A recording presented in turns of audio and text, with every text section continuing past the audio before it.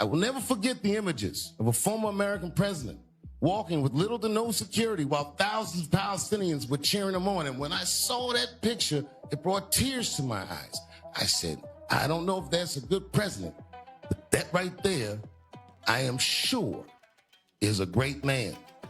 It made me feel very proud.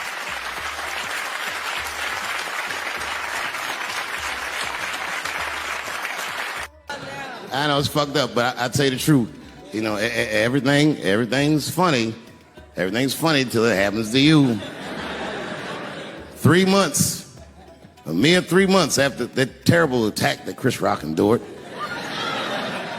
I was on stage at the Hollywood Bowl, and a lunatic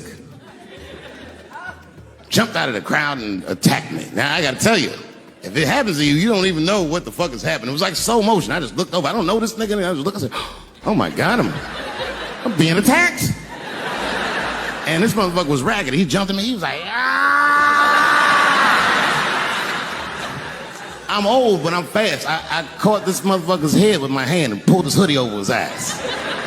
I can still feel his head in my hand. It was spongy. He had been growing dreadlocks. Not the beautiful dreads that Rastafarians grow. These were accidental LA homeless dreads. This shit had leaves and sticks and bottle caps and shit in it. Some kind of grease. I was like, ugh, like this. And then I fell down. And he knocked me all the way on the ground. And I was like, man, this is a bad situation. I'm like, I don't know if I'm gonna die or what's gonna happen. But in that moment of vulnerability, you know what occurred to me that had never occurred to me before in my life? In that moment, it occurred to me that bodyguards should not wear dress shoes to work. Travis! This nigga Travis came out slipping and sliding on some kind of beautiful loafer and fell flat on his back. I said, oh my God. Now both of us are down. I gotta handle this shit myself. So I popped that back, boom. And then the kid that knocked me down, he popped out, boom, and we looked at each other and realized at the same time, I was bigger than him. And that motherfucker took off running. And I started to chase him, and I said, fuck him. And I picked the microphone up. I said, I'm gonna finish this show now. That's right.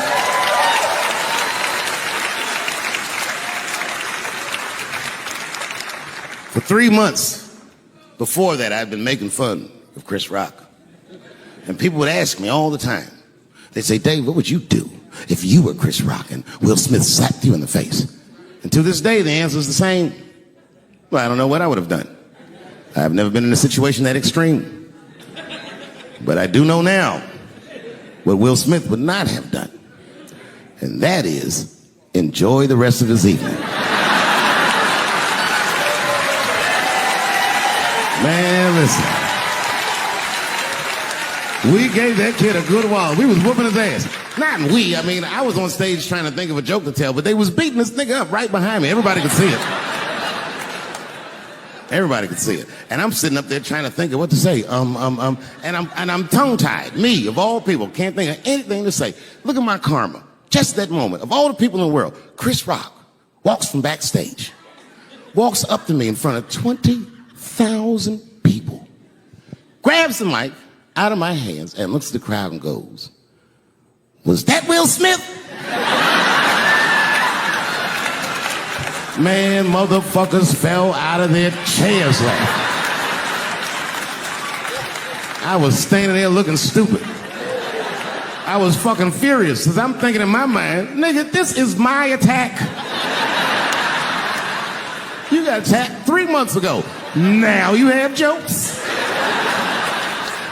So I snatched the mic back from Chris and tried to get one off, but my shit did not go good at all. I didn't know what to say. I was just like, it was a trans man. And the crowd was like, boo. It's LA, we like trans people, boo. I know, it felt so bad. I felt so bad. But I know why I did it. You'd have to be there to understand, but man, when that guy tackled me, it was like a movie or something. You gotta picture this. Picture a famous person you like. Every famous person you could imagine was at that show.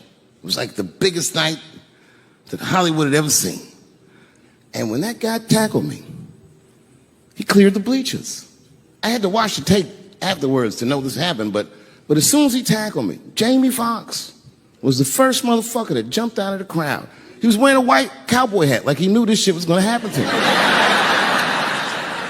Never seen this nigga in a cowboy hat before. And Jamie started chasing that motherfucker around like any given Sunday. And that kid was fast as shit, was juking and shaking, and he broke Jamie's ankles, and he just kept running.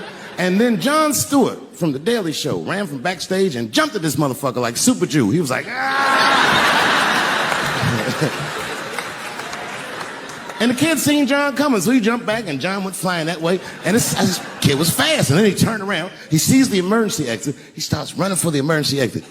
Just before he got to the door, motherfucking Puff Daddy from Bad Boy Records jumped in front of the door. That nigga was like,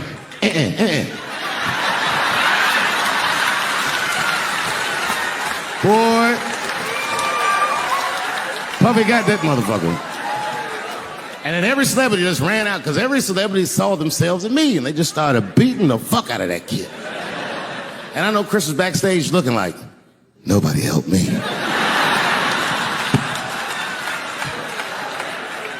Everybody hates Chris.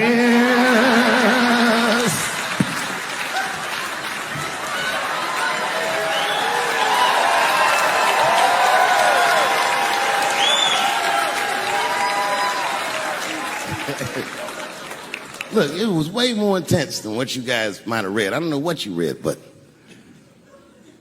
the kid, while we was beating on him, reached in his waistband, pulled out a .22 caliber pistol. That shit was mayhem.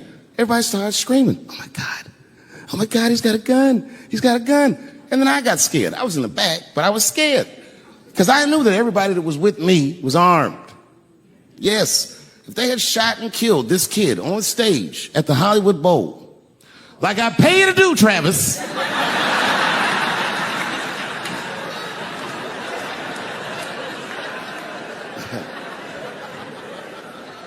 but Travis G'd up. Travis wrestled the gun out of the kid's hand, and then he took it like this and tried to chamber the round, and he couldn't. So he pulled the trigger, and it wasn't a gun. A knife blade popped out of the front. I guess this kid was gonna stab me. Some scary shit. So the next night, even though I didn't have a show, I said, I gotta get right back on stage. And I went and did a show. And someone in the audience screamed out, Dave, what happened with the attack? And I didn't know there was journalists in the room. All I said was that this nigga had a knife that identified as a gun. I got 6 more weeks of bad press for that joke. I didn't even do nothing to this nigga. That's not right. That was not right. And then the New York Post went to the jail and interviewed my attacker like he was some kind of hero. And I read that interview. It turns out the entire attack was my fault. Yes, I triggered him. I didn't mean to. I had done jokes about the homeless. And turns out this young man was homeless. And I mean, there's no way I could have known this. But I will say, for a homeless guy, this nigga had incredible seats.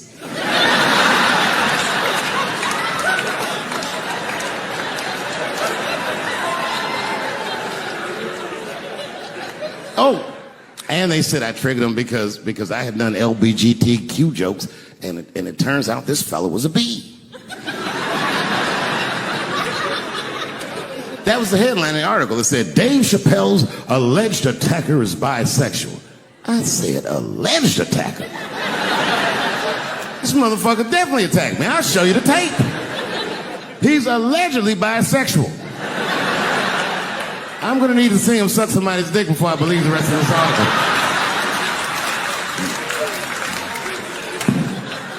I read that shit in the paper. I was horrified. I was like, oh, bisexual? I could have been.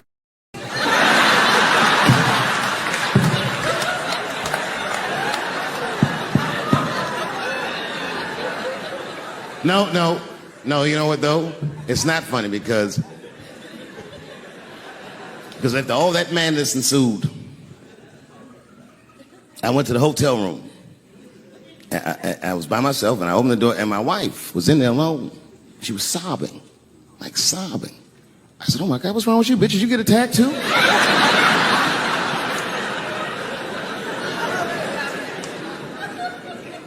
And she's crying. She said, oh my God, David. She said, if you had died tonight, me and the kids would have nothing.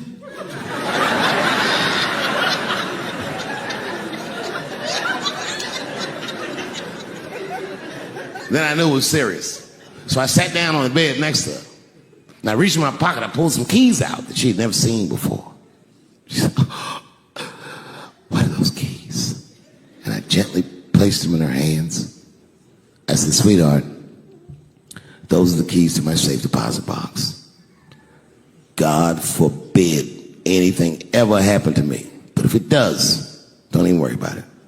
You and the kids have everything you need in that box. I've already taken care of it. And she was looking at them keys, and I could see her mind realize what we were actually talking about. And then she just started crying harder. And to be honest with you, that made me cry a little bit too. And we hugged each other real tight.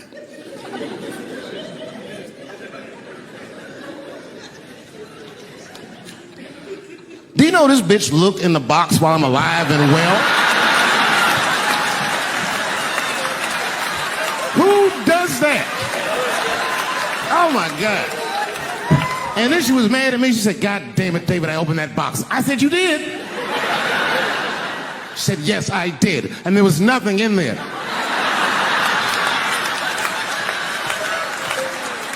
I said, nothing?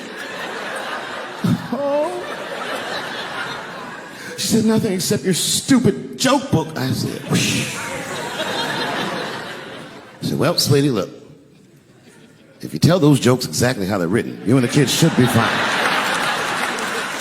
They're really good jokes.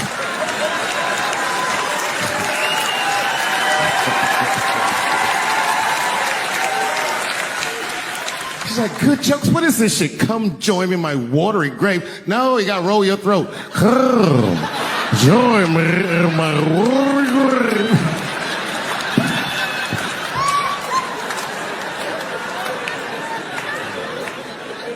Story. I started doing stand-up comedy when I was 14. I'll never forget the first time I was on stage. The guy that introduced me was a guy named J.T. Newton. I'm 47. I can close my eyes and remember the introduction like it was yesterday. It went like this. Ladies and gentlemen, this next young man coming to the stage is starting his comedy career tonight. Who knows? We may be witnessing the birth of a star. Please welcome Dave Chappelle.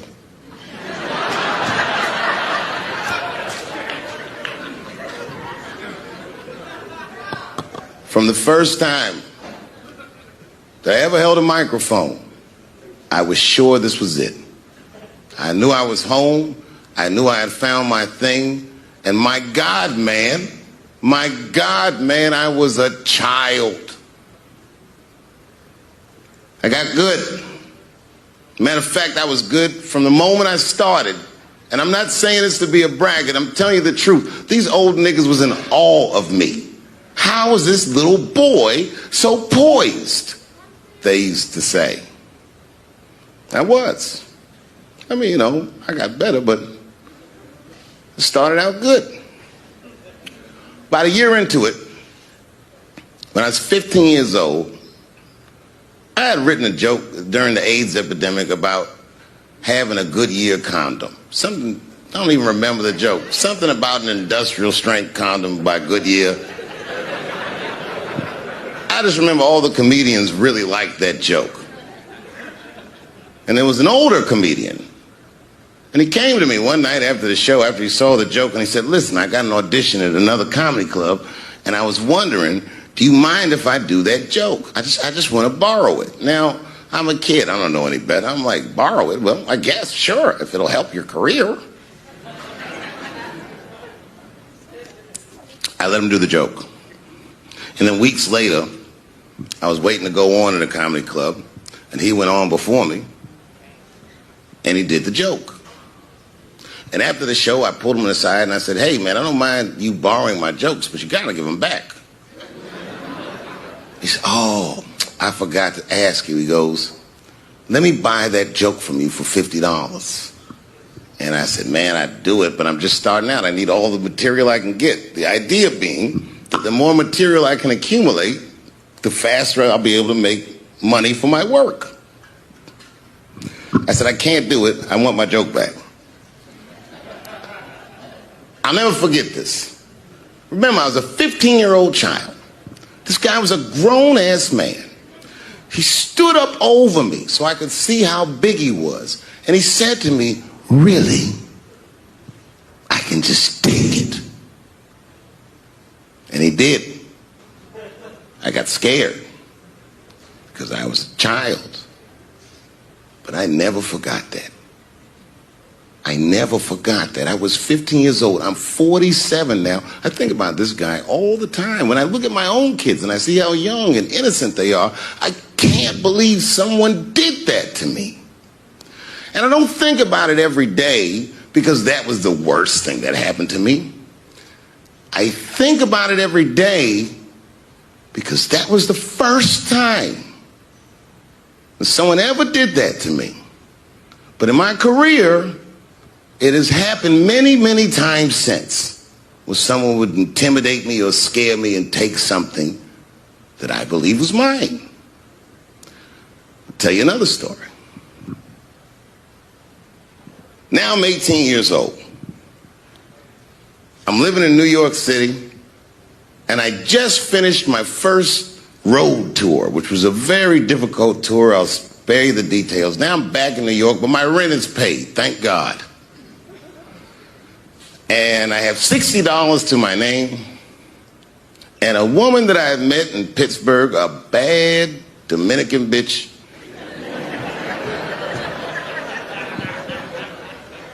was coming to New York. She was going to spend the weekend with me.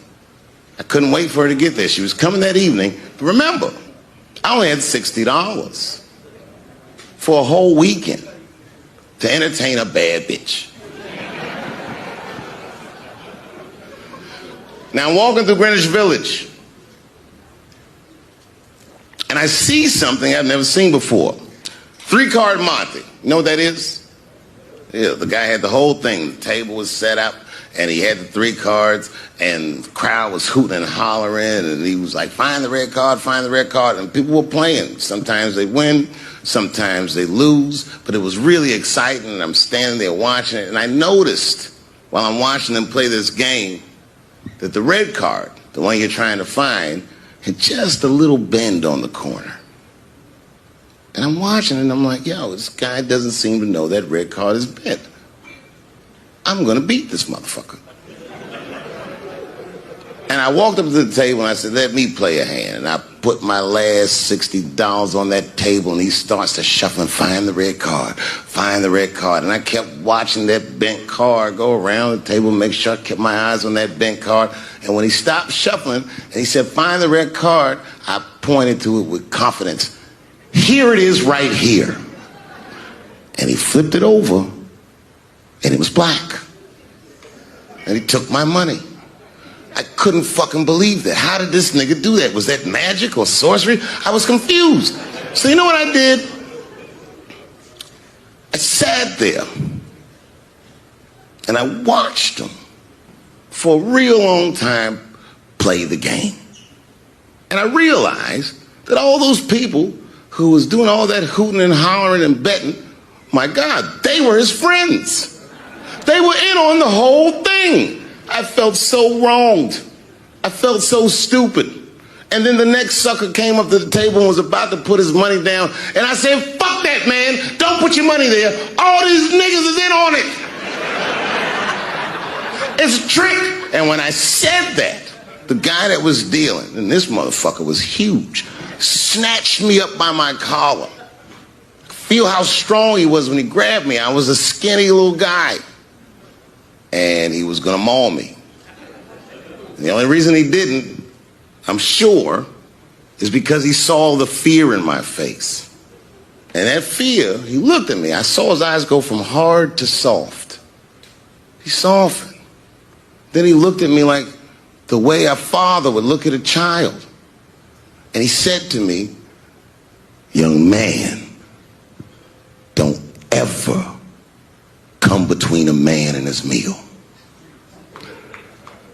I never forgot that either.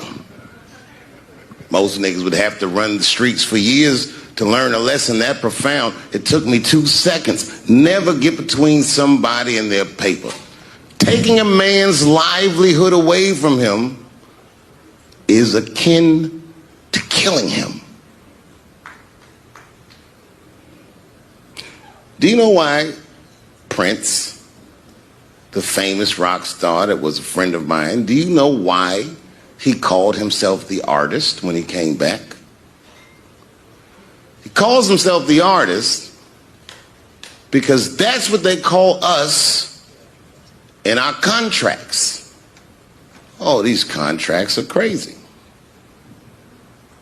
You should hear the terminology they say in these contracts. To use your name and likeness in perpetuity throughout the universe. Who the fuck could possibly know what that means?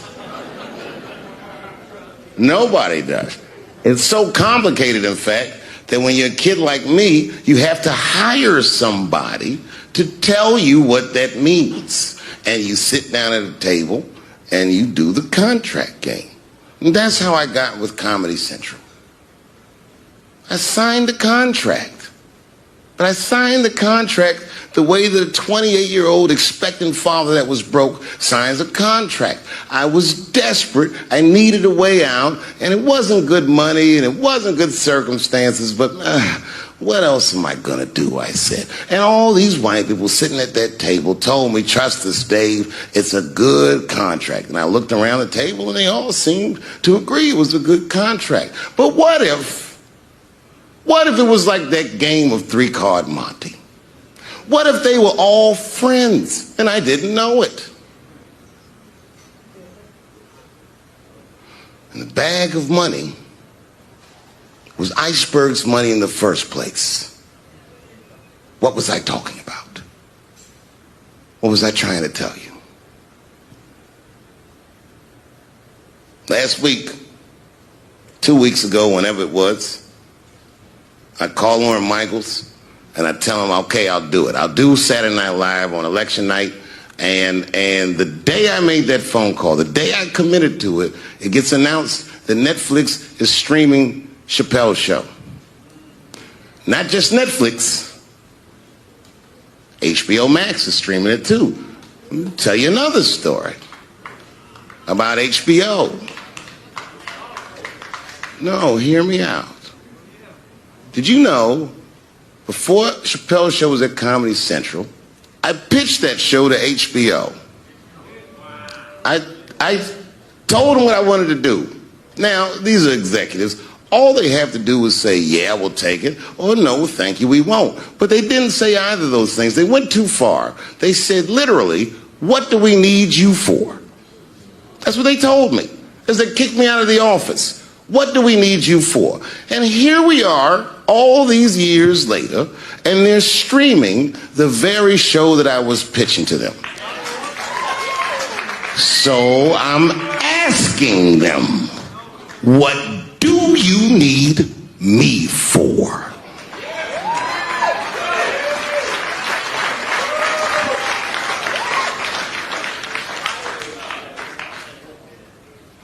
People think I made a lot of money for Chappelle's show. When I left that show, I never got paid. They didn't have to pay me because I signed the contract. But is that right?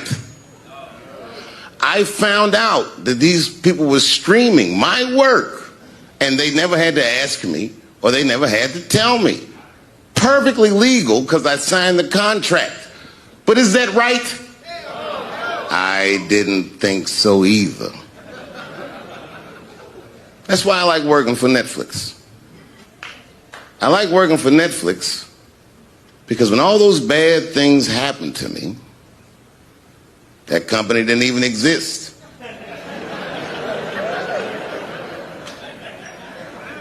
And when I found out they were streaming Chappelle's show, I was furious. How could they not know? So you know what I did? I called them and I told them that this makes me feel bad. And do you want to know what they did? They agreed that they would take it off their platform just so I could feel better. That's why I fuck with Netflix. Because they paid me my money, they do what they say they're gonna do, and they went above and beyond what you could expect from a businessman. They did something just because they thought that I might think that they were wrong. And I do. I think if you are fucking streaming that show, you're fencing stolen goods. They stole that from me. They just took it. And I'm not up here trying to tell you guys that I believe that Comedy Central gave me a raw deal just because I'm black. I believe that they gave me a raw deal because this fucking industry is a monster. It's the same monster that these Me Too bitches was trying to tell you about. But they hate the monster for how it fucks. And I hate that monster for how it eats. But my God, man, it's the same monster. When I quit the show, all my friends would say, well, fuck them, Dave. Why don't you just do Chappelle's show at another network? Yeah. And why doesn't a slave run from one plantation to another plantation? Because the master over there might be nicer. My God, man, I was trapped. You know what? Tell you the truth. I've even thought about coming back and doing another Chappelle show. Well, but if I do, I can't call it Chappelle's show because my name and likeness is being used by them in perpetuity throughout the universe. It's in the contract.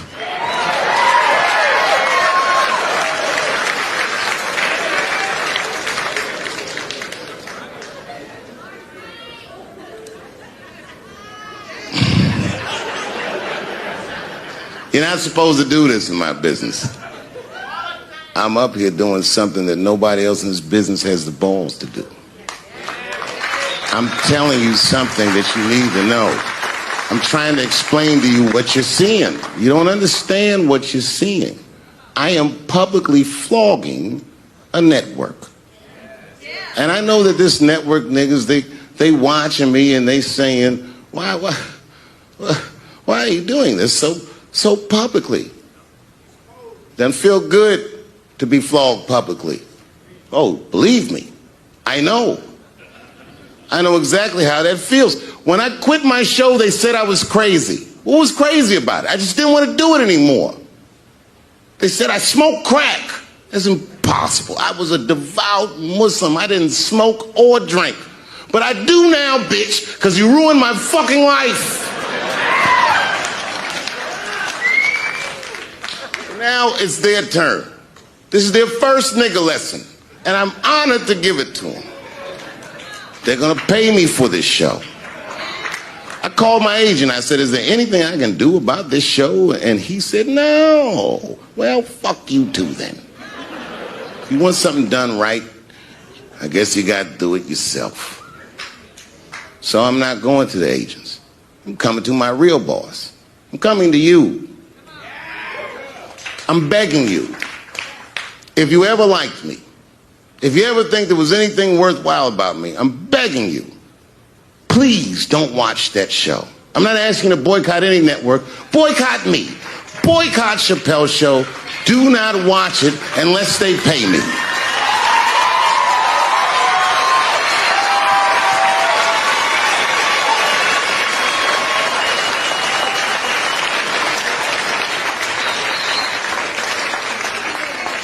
If you're a shareholder at Viacom, then I'm talking to you. Because all that shit that they do to us, well, they do everything for their shareholders. That's what they told me. So if you're a shareholder in that company, tell them it's wrong. And if you don't believe that it's wrong, then fuck you too. You should know what's in the hot dogs you eat. Now, there's probably a bunch of people at Comedy Central and Viacom and all these places that have no idea what I'm talking about. They've all either quit or been fired or got Me Too'd or something. Them niggas is gone. And there's a whole bunch of new young people there, and they're probably looking like, what is he talking about? They may not actually know what the fuck happened to me. So I'll tell you what I'm talking about. Go downstairs to your accounting department, open the books, see what that show made, and look at what you paid me. That's exactly what I'm talking about. You're going to pay me. I am inviting you to come with me and work with me. And let's fight against that terrible, terrible feeling that you made me feel together. We can fight together and work this thing with Chappelle's show out. Or I can just take it. Dave Chappelle.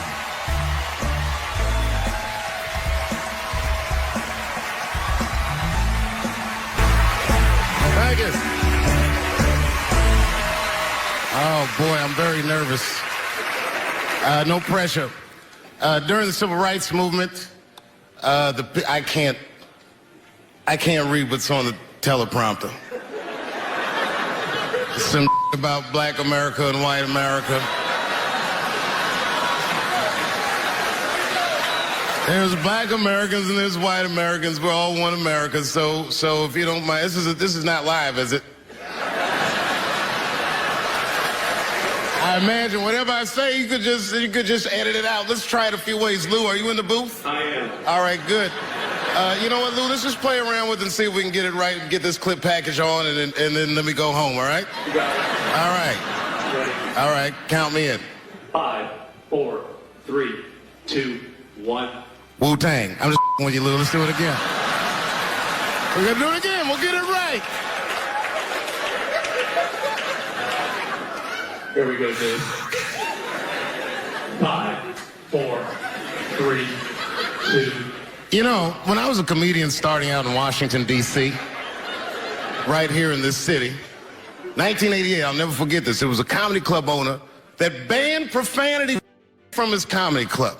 He said it offended his audience, and this was a cause of major concern for all the comedians in the circuit. And we all called a meeting, and we had the owners come, and it was the club owners, and it was the comedians. It was the classic labor dispute. The club owners laid out their case. There cannot be profanity in these clubs because that offends people. And there's a comedian who's still a good friend of mine to this day. He lives right here in Washington, D.C. He stood up and he said, he's black, I should tell you because it's important to the story. He says, I use profanity because I live a profane lifestyle. He says, I don't have an insect infestation in my house. I have roaches.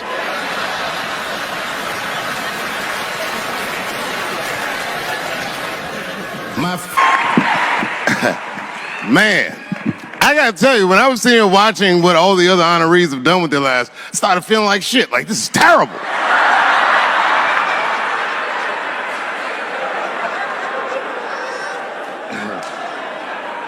And then Bobo brought me up and started out good with that Ali picture, and then it just... But that coloring book that was in the picture, I know the Ali's are here, that coloring book, my mother has it. And the champ, he signed it. You know, the greatest, he signed it, Muhammad Ali. And his sparring partner was there that day. And his sparring partner signed it, said the next heavyweight champion in the world, Larry Holmes. And he was.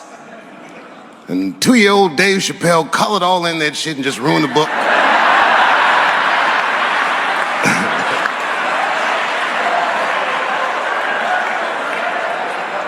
But I remember part of the book that I remember real vividly because I asked my mother about it when I was a kid. There's a part where there's a picture of Ali throwing his Olympic gold medal into the Ohio River.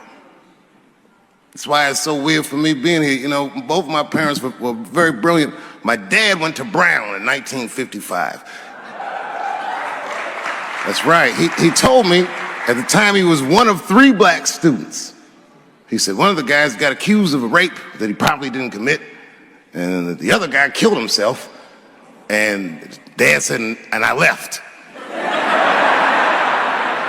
And see, that's what makes us Chappelle's great. We know when to quit.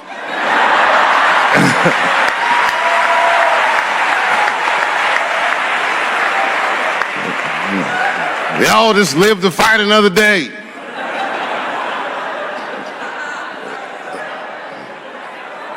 I gotta say, I'm very honored to be here, and I'm very honored to be here with the other honorees. Really, I'm like very humbled by you all, the work that you do, and you all make me want to be better. All of you.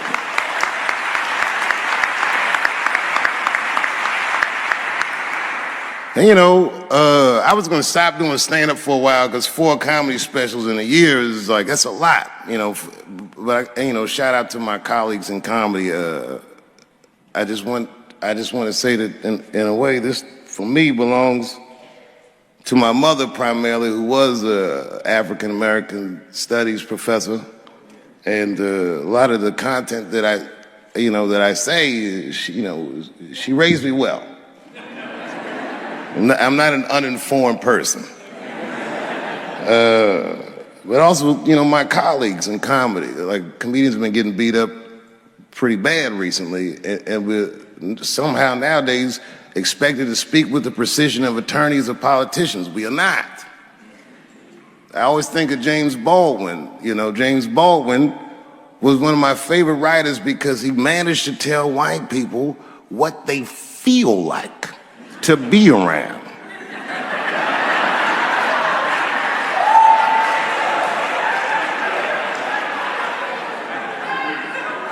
So I ain't gonna hang up my gloves yet. I think I got one more special in me.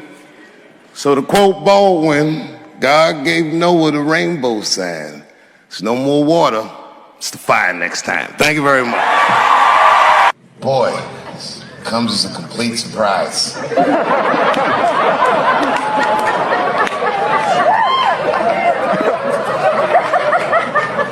I mean, I read all the reviews, and they said so many terrible things. They were embarrassed for me. I had lost my way. It wasn't even worth watching. I hope all you critics learn from this. This is a teachable moment. Shut the fuck up forever.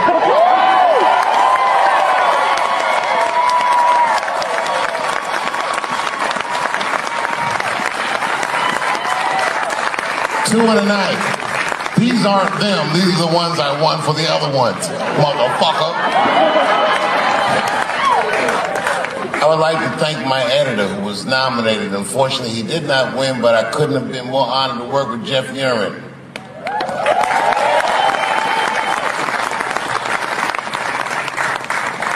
Stan Lathan has been directing television since 1968.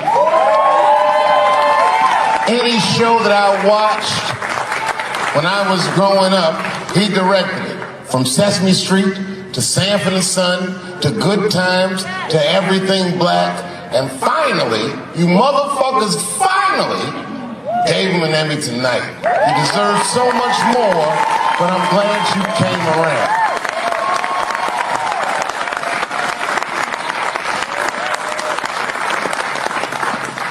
I'd like to shout out all the other nominees tonight. Tiffany Haddish and Patton Oswalt and Hedda Gatsby and Brother Mulaney. You guys are an inspiration to me, and I'm honored to be nominated with you. I'm sorry that you didn't win tonight, but who gives a fuck anyway? It's a special night because comedy gets to be itself. It's all we've ever wanted. I hope the war is over. We good? And as always, I'd love to thank my wife, Elaine.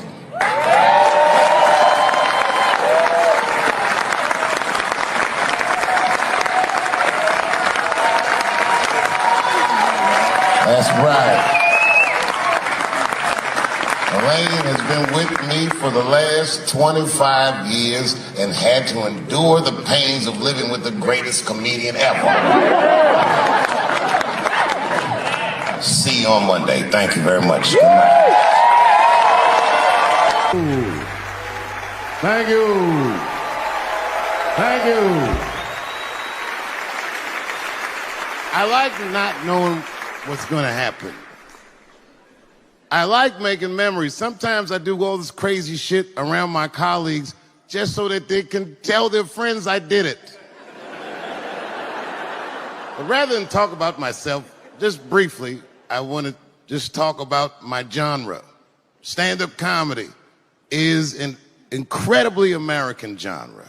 I don't think any other country could produce this many comedians. And unbeknownst to many people in this audience, I don't think there's opinion that it exists in this country that is not represented in a comedy club by somebody.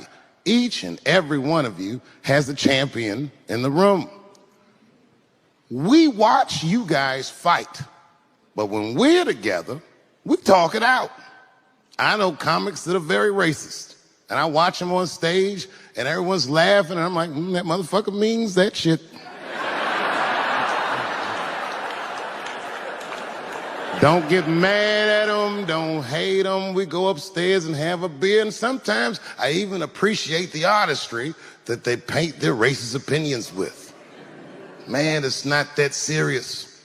The First Amendment is first for a reason.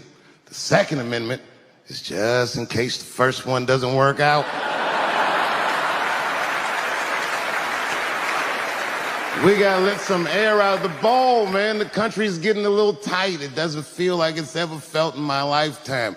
So tonight, I am honored that my colleagues are here in comedy and in music.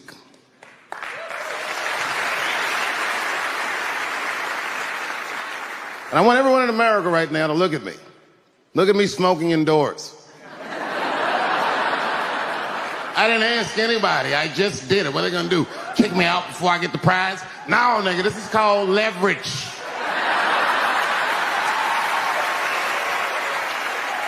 The thing that I liked best about tonight was that I saw so many people from different parts of my life, like friends that I grew up with here in D.C., friends of mine from Ohio then and now, friends of mine from comedy clubs, all the fucking musicians that blew my mind. You guys have no idea how you inspired me. I want to give a special shout out to my OG, Tony Woods. Miles Davis has a quote. It's one of my favorite. Miles Davis said so much cool shit, but one of the things he said I always loved, he said, it took me years to learn how to play like myself. You know, he would watch other musicians, and he would try to play like Dizzy or Bird, or all the guys who were great. Tony Woods was my Dizzy and Bird if I was a Miles. I was trying to play like you. You were the first person I ever saw do it absolutely right. You were fearless, and you told the truth. There's something so true about this genre, when done correctly, that I will fight anybody that gets a true practitioner of this art form's way, because I know you're wrong. This is the truth, and you are obstructing it. I'm not talking about the content, I'm talking about the art form. Do you understand? Do we have an agreement? And what I really wanted to say tonight, and I'm glad I get the platform to do it, I'm gay. I am gay, and I can't wait to see what this does for my career, being gay like this. So many special shout outs. One of the main architects of the comeback of the century, my brother and my mentor, the mighty Stan Lathan. I never dreamed that I would be able to work with someone as great as you. These last 5 specials, straight fire. I wouldn't want to do another special with anybody else but you. So eat your motherfucking vegetables and live as long as you can, because we doing a few more of these bitches. Neil Brennan, your speech made me cry, because it reminded me of all those hard days of work and all that money I never got for it. The other real special shout out I gotta make, because none of this would have been possible on any level without this person, is my mother. Mom. My mother. Mom. You have no idea what I put this woman through. If you had just given birth to me, that would have been more than enough. But the fact that she raised me and raised me well, we had a real oral tradition in our house. I knew the word griot when I was a little boy. A griot was a person in Africa who was charged with keeping the stories of the village. Everyone would tell a griot the stories, and they would remember them all so that they could tell future generations. And when they got old, they'd tell them to someone else. And they say in Africa, when a griot dies, it's like a library was burnt down. And my mother used to tell me, before I ever thought about doing comedy, she said, you should be a griot. And she'd fill me with every story of black life. You know, she's educated in African-American studies, and she would let me understand the context that I was being raised in, that I'm being raised in a hostile environment that I have to tame. By the time I was 14 years old, I was in nightclubs, mastering an adult world. It was terrifying. The crack epidemic was going on, and my mother would hear gunshots outside and be scared to death. Maybe it's my son. But early in my career, if you remember, Mom, you used to sit in the club with me. She'd do a full day of work. You'd be back there falling asleep, just waiting for me to go on. She would watch my show every night. Do you know how long that car ride is home?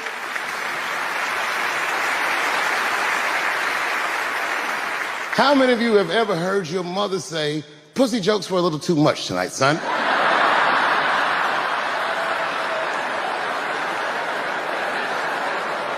I was a soft kid. I was sensitive, I'd cry easy, and I would be scared to fist fight.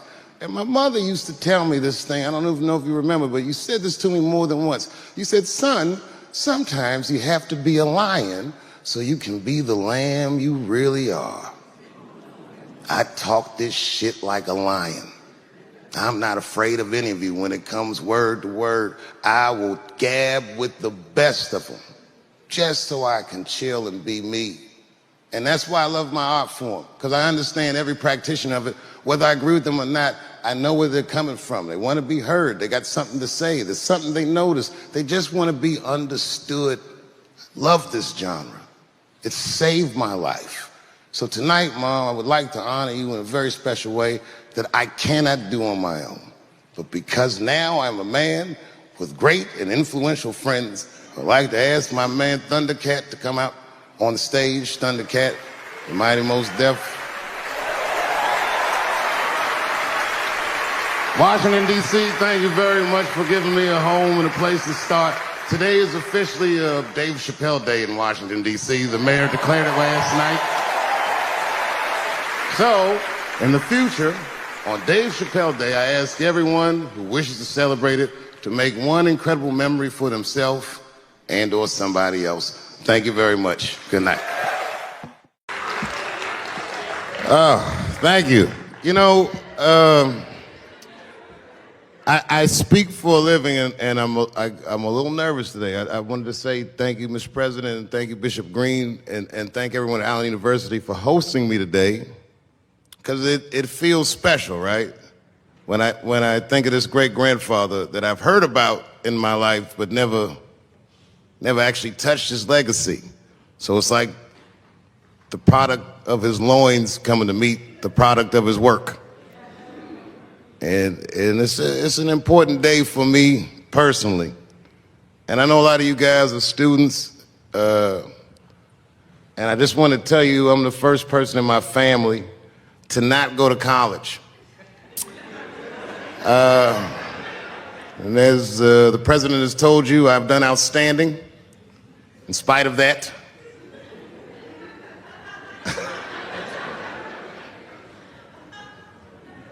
But one thing I did want to say, and one thing today just made me think about, for all the things that I've done, I'm most renowned for what I didn't do. I've made decisions in my career that a lot of people have called insane. 2004, had a $50 million deal on the table, and in a crisis of conscience, flipped the table over and walked away. Went to South Africa. Everyone said I was running away from the money. That is not true. In fact, I still want that money.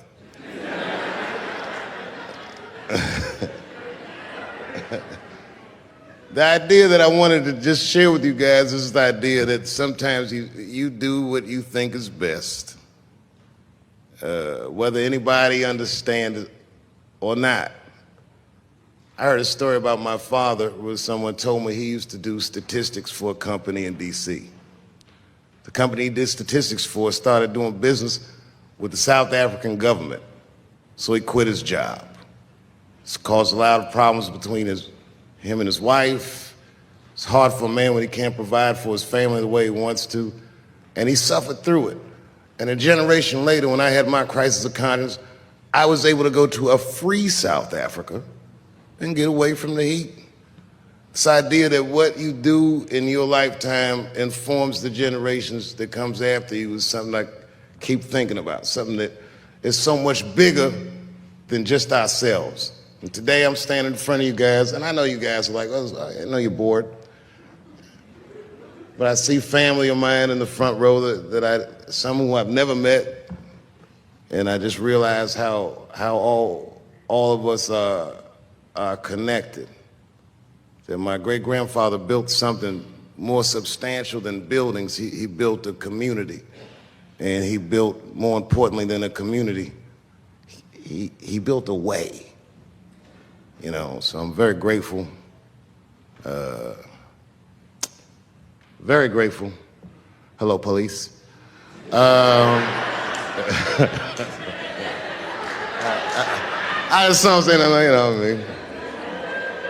He's standing over like, so this is what black people talk about.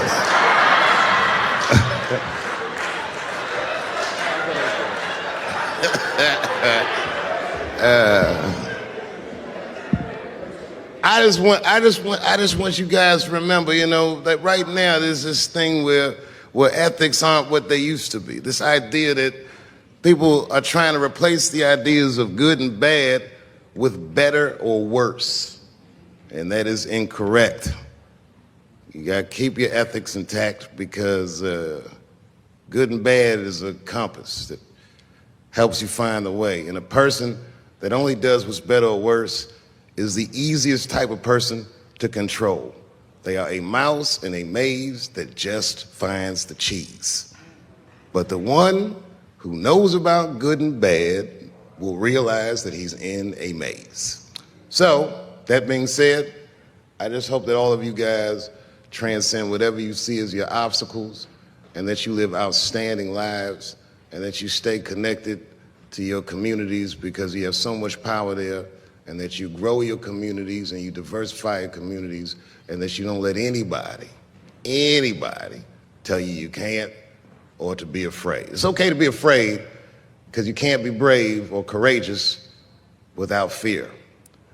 The idea of being courageous is that even though you're scared, you just do the right thing anyway.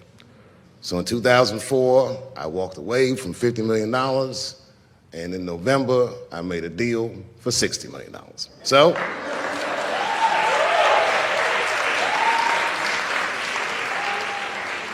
although I am not the most famous comedian of my time, I would like to know what their great-grandfathers did. I'm very proud today. Thank you very much.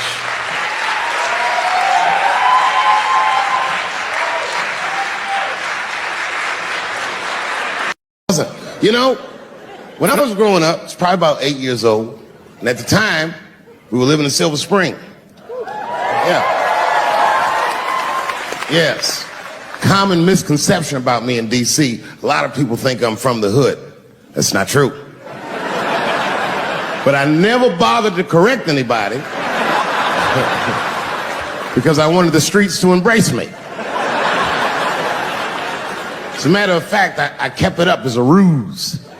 Like sometimes I'll hang out with rappers like Nas and them, and these motherfuckers will start talking about the projects. Yo, it was wild in the PJs, yo. And I'll be like, word, nigga, word. But I don't know. I have no idea.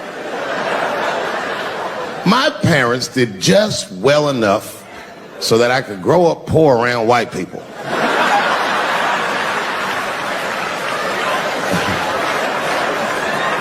And to be honest, when Nas and them talk about the projects, nigga, I used to get jealous.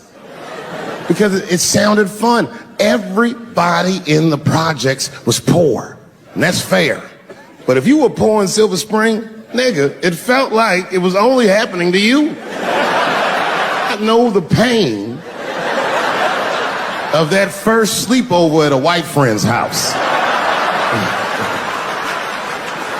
And you come back home on Sunday and just look at your parents like, y'all need to step your game up. Everything in Timmy's house works. Remember the first time you saw that? In a cold winter, and to be at a white friend's house and see the motherfuckers in their living room without their coats on?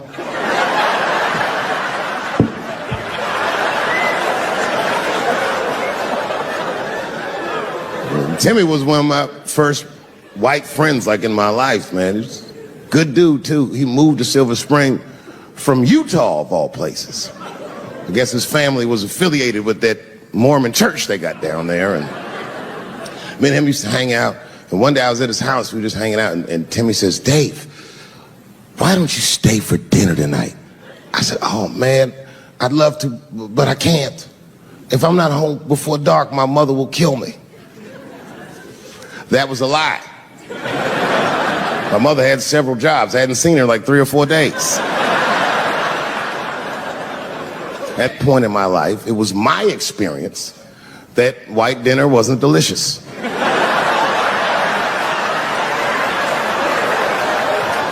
I'd rather go home and fry some bologna or some shit like that.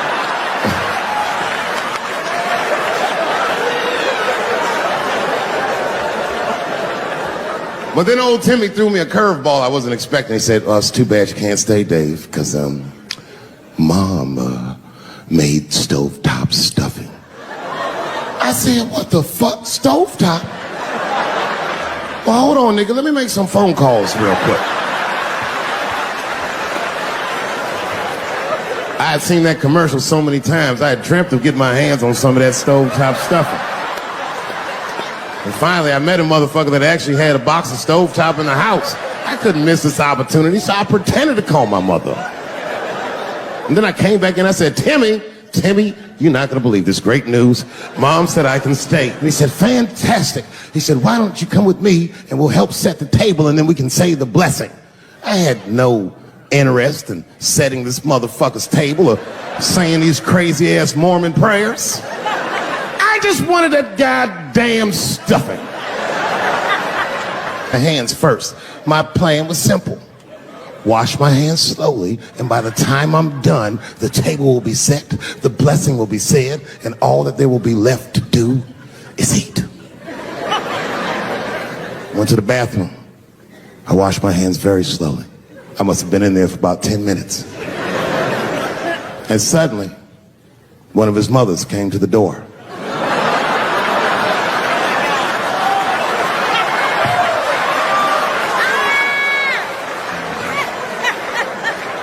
She was like, hi, David, right? I said, yes, ma'am. She said, Timmy tells me that you're planning on staying for dinner. I said, I hope that's not a problem, ma'am. She says, no, it's no problem. In fact, we'd love to have you. It's just that we weren't expecting company. And I'm afraid there's not enough stovetop stuffing for everybody. So I kicked her in the pussy. Bam! Ladies and gentlemen, I told you I'm dope, nigga. I told you what I was gonna say and you still didn't see it coming. And that's why I make the big bucks.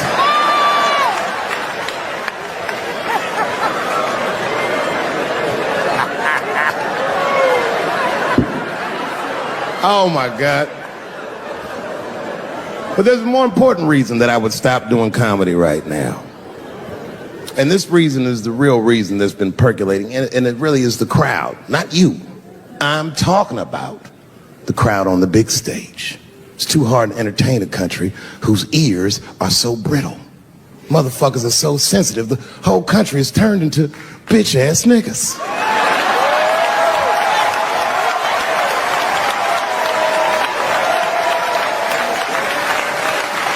Everything you say upsets somebody. You know, I can remember when it all started. It was when I was doing Chappelle's show. When I was doing Chappelle's show, I used to do the show, and then on the weekends I do like concerts and shit like that. So I'm doing a concert, and there was a couple in the front row, beautiful couple. The wife was obviously Asian. You could see it in her face.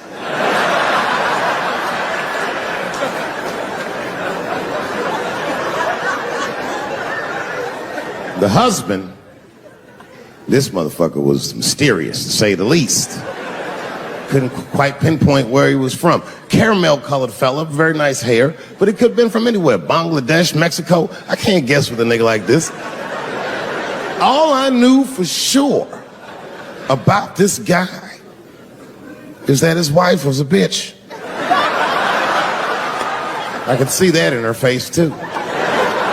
No, he was laughing and having a good time, and she was scowling at me at a goddamn comedy show. I couldn't figure it out. And then I realized at some point that she was pregnant, and I was smoking on stage. I said, oh my God, that's probably why she's mad. So I started to put my cigarette out, but then she hit me with one of them fake non-smoker calls. So I just kept smoking. I thought to myself, bitch, that babe will be fine, relax. And I tried to break the tension. I just asked her. That's all I said. I go, hey, where are you guys from anyway? And I could tell that she was on to me. She goes, very condescendingly, she says, I'm from California. If you're asking my ethnicity, I am Chinese. He was like, I'm Mexican, bro. I said, well, I'm sorry if I offended you by asking, but you're a very beautiful couple. And miss, there's no question that you're going to give birth to the hardest working baby this world has ever seen.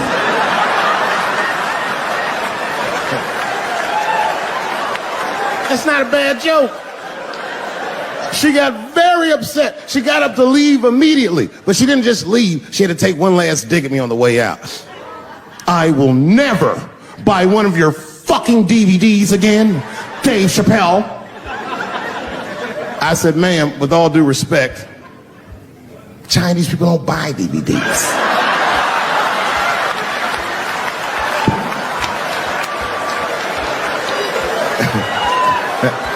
And the crowd went crazy. We were all laughing, having a good time. I didn't even think anything of it.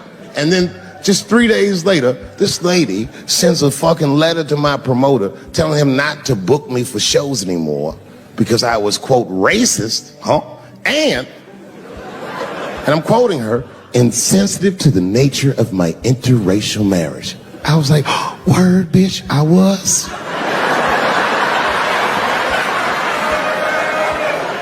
If she would know that I myself am in an interracial marriage. That's right. In fact, my wife is Asian too. Surprise, bitch, I'll see you on Thanksgiving.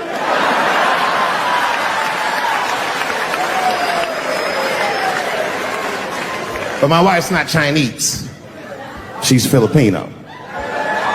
That's right. And our kids are Puerto Rican somehow, so there you go. But I don't give a fuck about interracial marriage. In fact, you know what? My mother is half white. A lot of people don't know that. Well, all right, you were a little too excited, but okay.